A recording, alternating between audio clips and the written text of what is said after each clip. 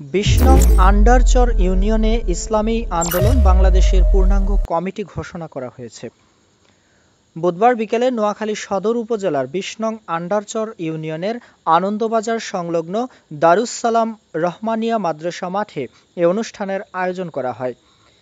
এ সময় ইসলামী আন্দোলন বাংলাদেশ ২০ নং আন্ডারচর ইউনিয়ন পশ্চিম শাখার সভাপতি ও সাবেক চেয়ারম্যান প্রার্থী মাওলানা আব্দুল করিমের সভাপতিত্বে ও সাধারণ সম্পাদক মাওলানা মোস্তফা কামালের সঞ্চালনায় প্রধান অতিথি হিসেবে উপস্থিত ছিলেন ইসলামী আন্দোলন বাংলাদেশ নোয়াখালী জেলা দক্ষিণ শাখার মহিলা ও পরিবার কল্যাণ বিষয়ক সম্পাদক মোহাম্মদ হেলাল উদ্দিন।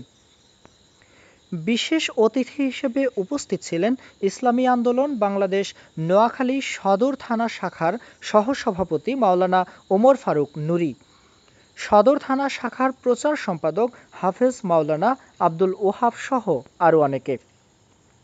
এ সময় ইসলামী আন্দোলন বাংলাদেশ ২০ নং আন্ডারচর ইউনিয়নের ২১ সদস্য বিশিষ্ট পূর্ণাঙ্গ কমিটি ঘোষণা করা হয়।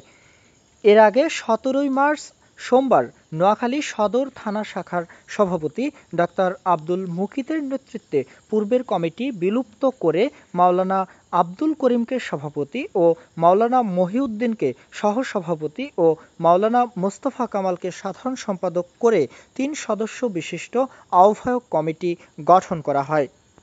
আমি মোহাম্মদ আব্দুল করিম ইসলামী আন্দোলন বাংলাদেশের নোয়াখালী সদর থানা শাখার ২০ নং আন্ডারচর পশ্চিম শাখার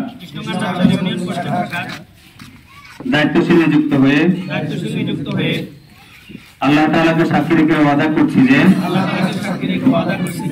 আমি আল্লাহ তাআলার সন্তুষ্টির উদ্দেশ্যে আন্দোলনের সম্প্রসারণ মজবুতি অর্জন ও মূল লক্ষ্য হাসিলের সর্বাত্মক প্রচেষ্টা চালাবো।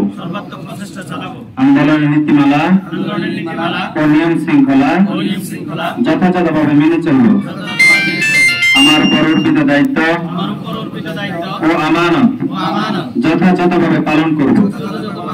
আল্লাহ তাআলা আমাকে ওয়াদা পালন করার তৌফিক দিন।